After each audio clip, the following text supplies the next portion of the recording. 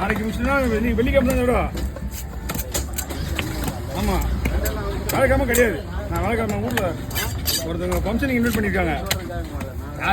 யாருன்னே தெரியாது. நோட்டீஸில் ஃபோட்டோ போட்டு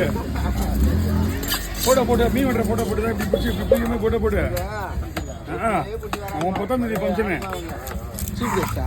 ஆமாம்.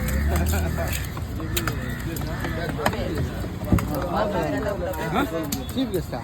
ஆரைக்கால் போகணும். பரவாயில்லையா?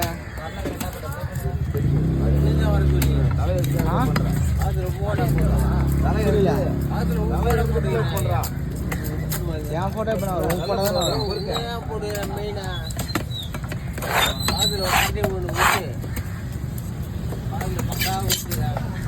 நீயும் போகலண்ணா? நான் போக மாட்டேன்.